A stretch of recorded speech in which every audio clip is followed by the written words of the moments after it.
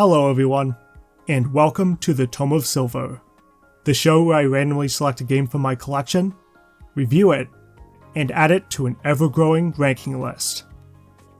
It's the end of 2025, everyone, and I have to say, this year has made me appreciative of this channel all the more.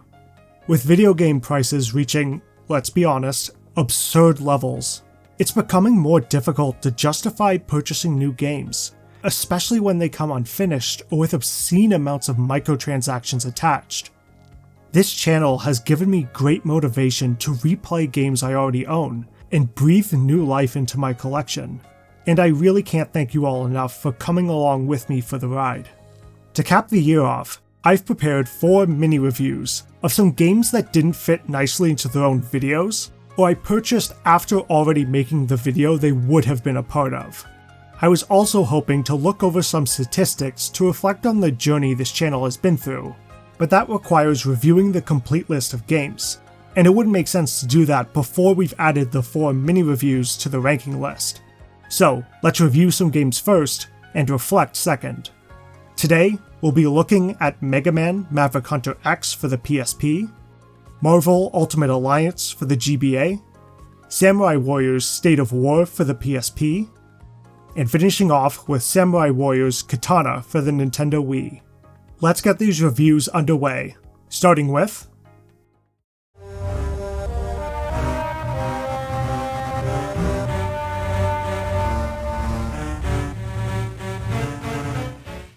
Yo, this game sucks ass. Marvel Ultimate Alliance for the GBA is a side-scrolling beat-em-up that follows the same events as the console version, having Marvel heroes team up to stop Doctor Doom and his assembled Masters of Evil. You select a team of 4 heroes, 3 playable characters you can switch between at any time using the shoulder button, and a support character, who you can summon to perform a full-screen attack.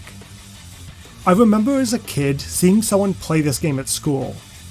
I was watching over his shoulder and thought the game looked really cool. Boy, those dim screens of Game Boys and the perspective I was looking from really did Ultimate Alliance some favors, because in reality, this game is ugly as sin. While I'm always impressed by Game Boy games that make sprites resemble 3D models, it's not enough to make this pleasant to look at. The backgrounds are muddy looking and sometimes make it hard to see doorways or where you're supposed to go. Some of the characters look fine, while others look off, like turning Doctor Strange into a Simpsons character, or turning Thor into a golden Emmy who can throw his hammer while still keeping it in his hand. Sprites can also overlap your character, throwing perspective out of whack. It's just awful. And then the terrible music really completes the poor presentation. Of course, all of this could be forgiven if the gameplay was good, but it isn't. It's not the worst thing I've ever played, but it's frankly just dull. Characters have a single combo you can use by mashing the B button, and a special move they can activate by holding a direction on the D-pad while attacking. This gets very repetitive quickly, and there's no real challenge, especially since you can switch out characters with a reserve party member when your main needs healing. Bosses can be defeated simply by standing still and mashing the attack button, and that's basically all you do. You can finish Ultimate Alliance in under 2 hours, maybe an hour if you're quick, and there's jack squat for additional content or replay value. Don't bother with this game, stick with the console version. This is just bad. Man Maverick Hunter X.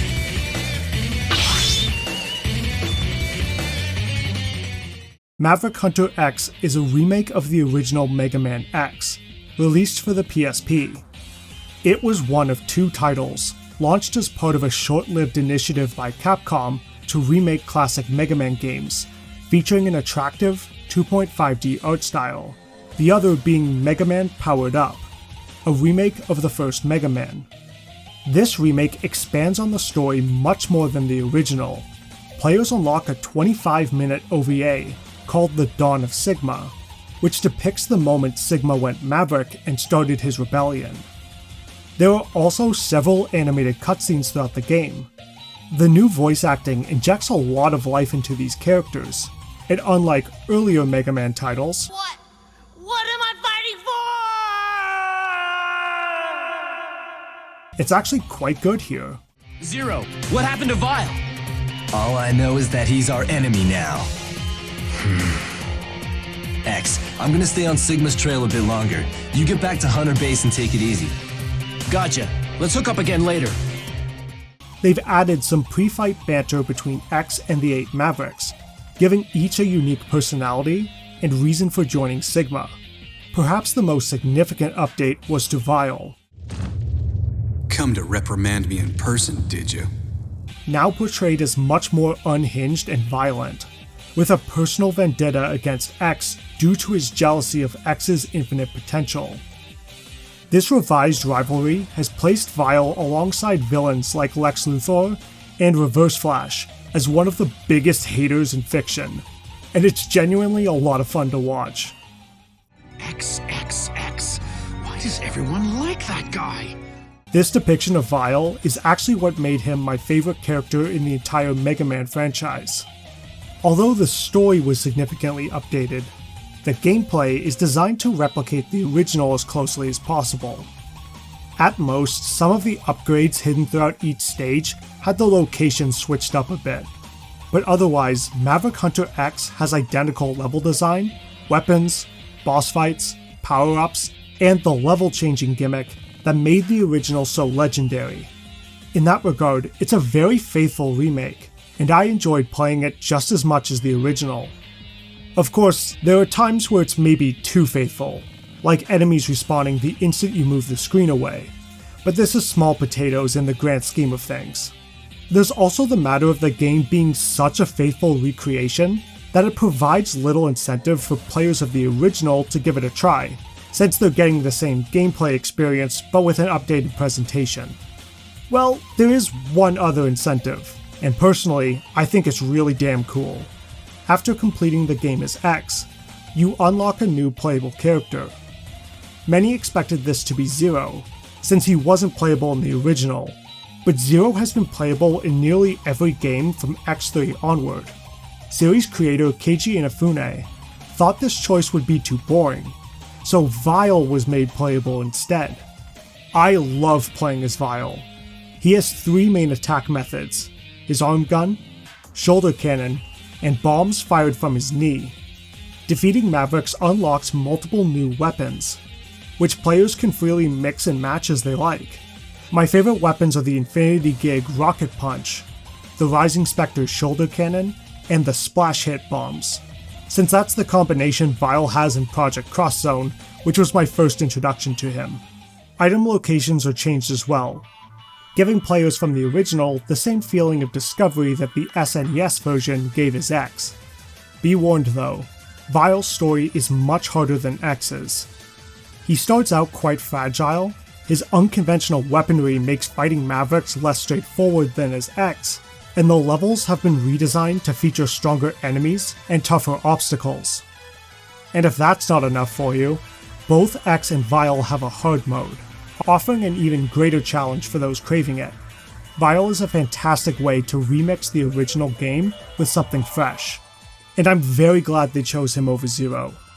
The only downside is that Vile has his own stage theme, which is fine, it's a very intense guitar riff, but it's the only track that plays during every stage, outside the Sigma fortresses. Still, these are minor gripes, and Vile is a lot of fun to play. Whether it's worth purchasing for those who've already played the original will depend mostly on whether the upgrades to presentation and storytelling are appealing, and if they're interested in giving Vile a spin.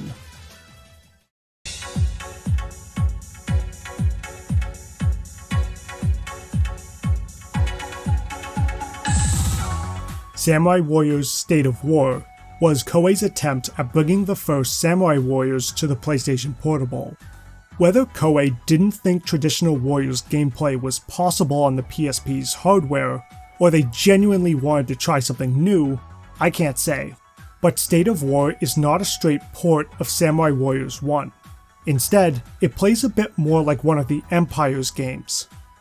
You'll alternate between 2 phases: the strategy phase and the action phase. During the strategy phase, you'll move your character around a grid, able to pick up items or engage enemy officers. Whenever you stop on a red square, you'll enter the action phase, which is the hack and slash gameplay we're familiar with.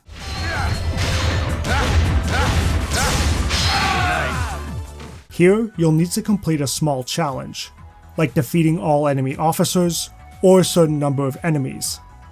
If you succeed, you'll claim the square and be able to progress. You'll repeat this process until you reach the enemy commander, and if you defeat them, victory is yours. State of War isn't very fun. While it features the entire cast from Samurai Warriors 1 and its Extreme Legends expansion, the character variety isn't enough to prevent the game from feeling repetitive.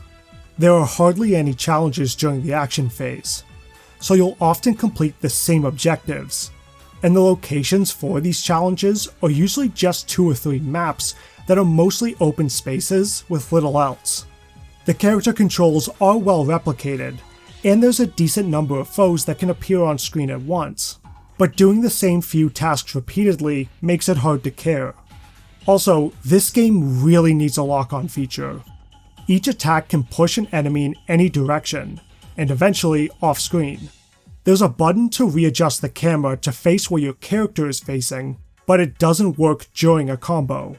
So if you lose sight of an enemy, you need to stop moving, press the button, and then continue the attack.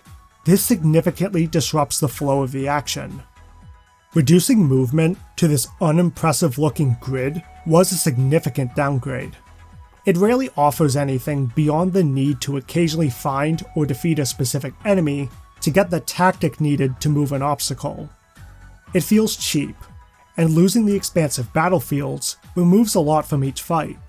I no longer feel like I'm battling through a keep or charging through palisades. I'm just moving along a fucked up chessboard until I reach the next Mario Party minigame, which leaves me feeling unfulfilled. Sadly, this is the only activity in State of War. You're either playing through a character scenario or selecting free mode, which lets you play through said scenarios with any character you want. It doesn't change the formula at all, and since I find this formula unimpressive, I find this game unimpressive as well. It's functional, but lacks anything exciting. Oh, and I thought the usual quality dialogue was very poor this time around.